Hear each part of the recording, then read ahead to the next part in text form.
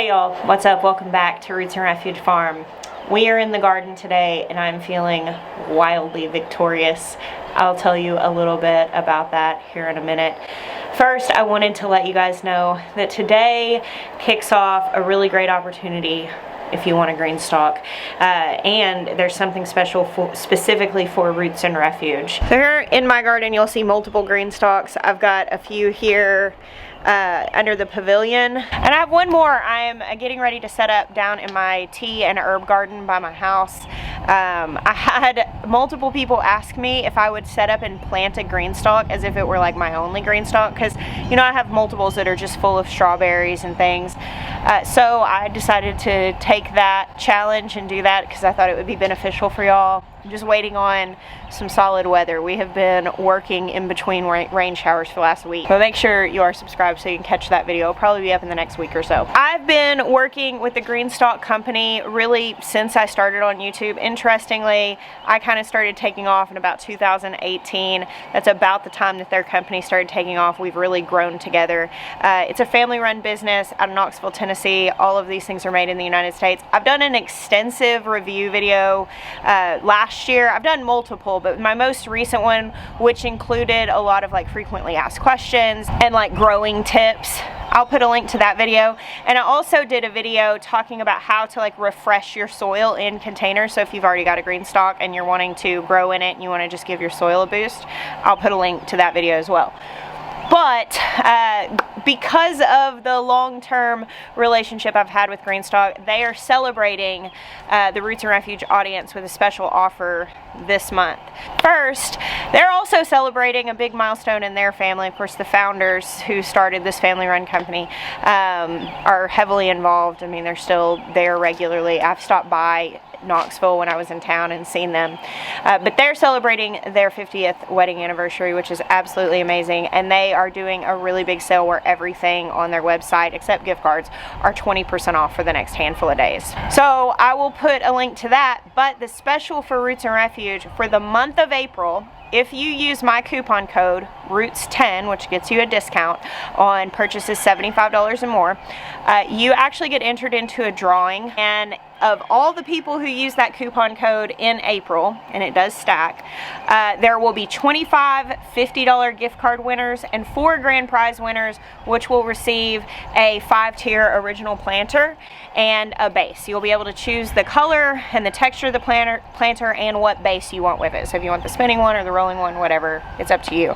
So I thought that was really awesome. I was really appreciative of them honoring my audience like that. I know you guys love your Greenstalks, so do I. So I'll put links down below. Make sure you use that ROOTS10 code so you can get entered into this drawing. They will contact the winners at the end of April. All right, I'm excited to share that with you guys. And as I said, I'm gonna set up my all-inclusive grow as much as I can in a Greenstalk down by my house later this week. Okay, so for the vlog today, I've got to go back because I came out here day before yesterday and shot the first bit, and I need to follow up on what I told you then.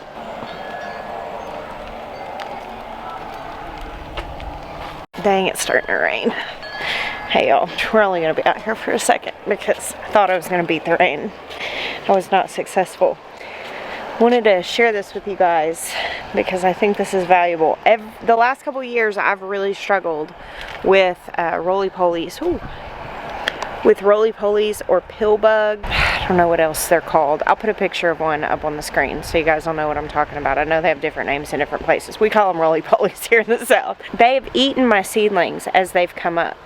And when I first shared that on YouTube, I had several people argue with me that roly-polies did not eat seedlings. And they've absolutely eaten my seedlings. I catch them on my seedlings.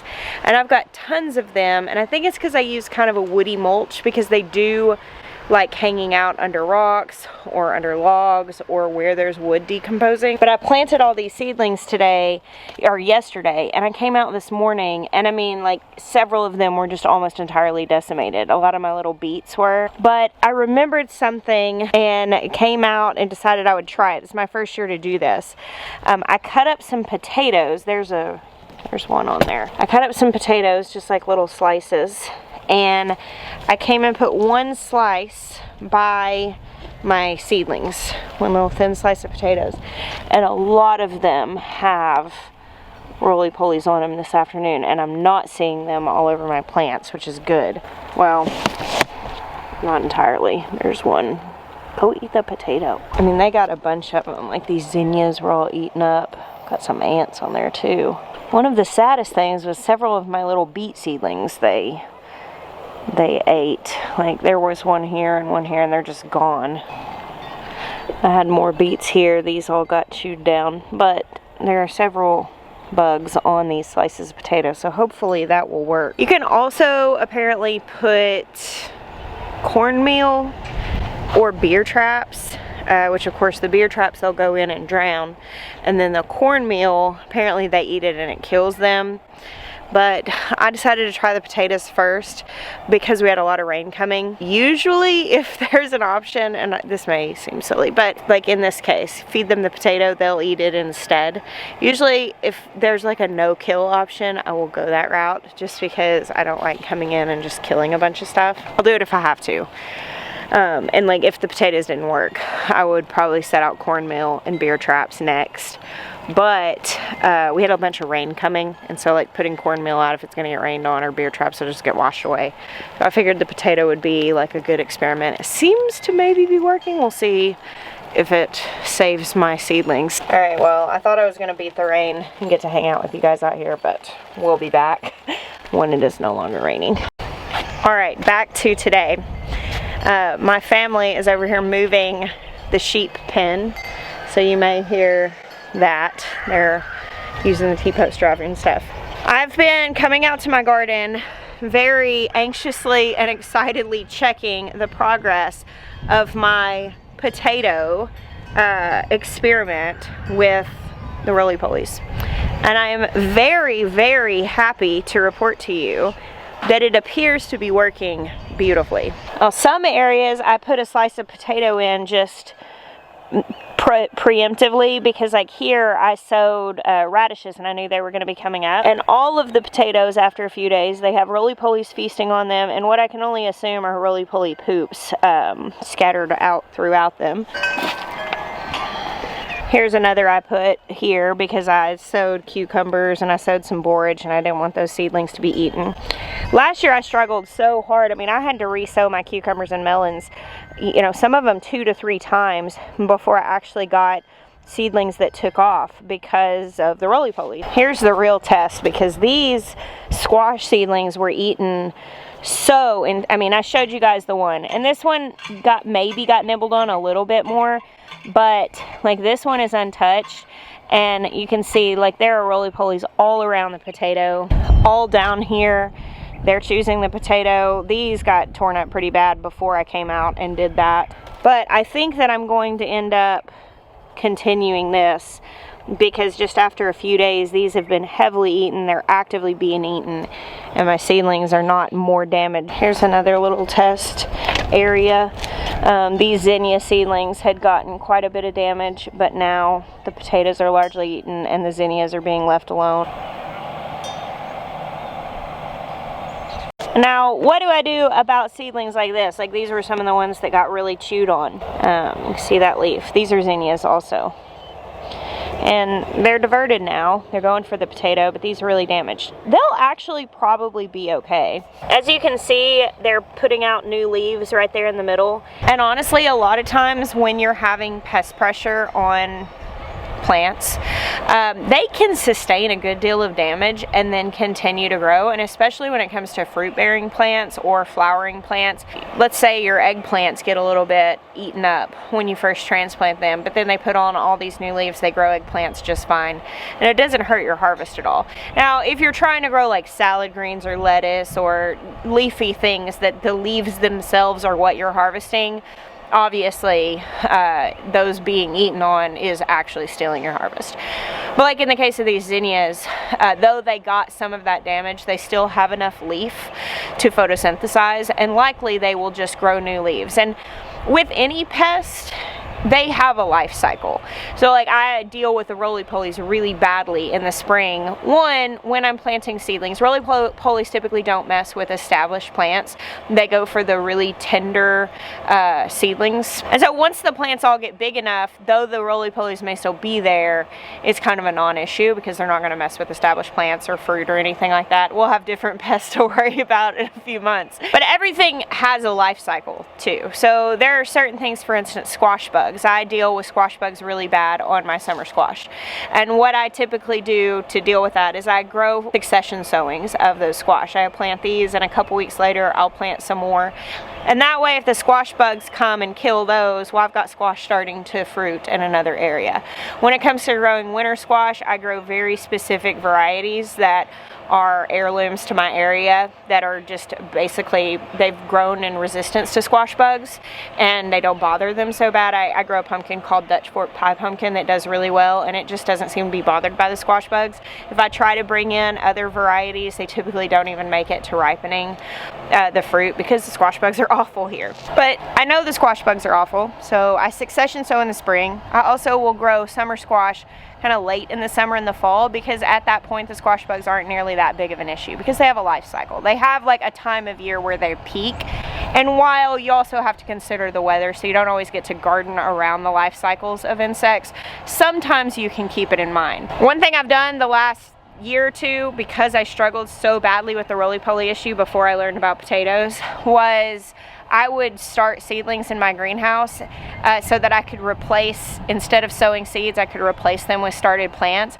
And in some cases I would try to let those plants get a little bit bigger so that when I'm putting them in, they're less susceptible to those insects. But I like this so much better. Being able to just put a little slice of potato in. I had some potatoes that had sprouted that I wasn't going to plant, and I was able to use those, so I didn't even have to go buy anything specifically. Oh look, it's almost time for irises. Oh, Ben must have been out here. One of our friends we know locally brought him some spider plants, and I'm assuming that that's what these are, is that he was making a pot for his spider plants. He got 2 of them, and he's naming them Fred and George. He likes to name plants. I have no idea where he got that from. Oh, we have some happy plants out here, and that makes me happy to see. My tomatoes have grown a good deal just in the last couple of days. Look at all those basils coming up.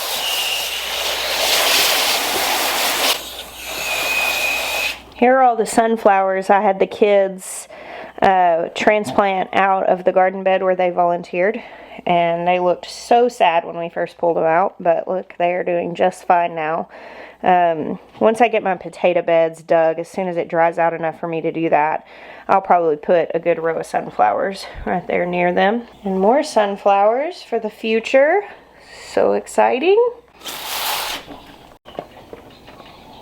Microgreens. And a whole flat of zinnias. You know, I was just thinking, because just talking about dealing with pests, I know people will ask me about other like organic pest controls.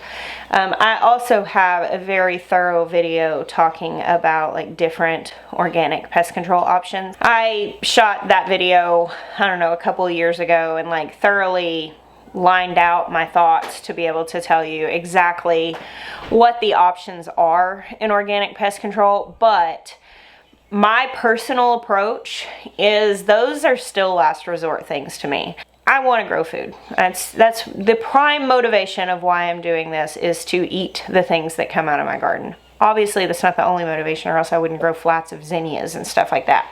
I love my garden. It's my respite and my refuge. It is a place for me that has helped my mental health greatly. It has helped me in my walk with God. Like, my garden is so much more than what goes on our plate.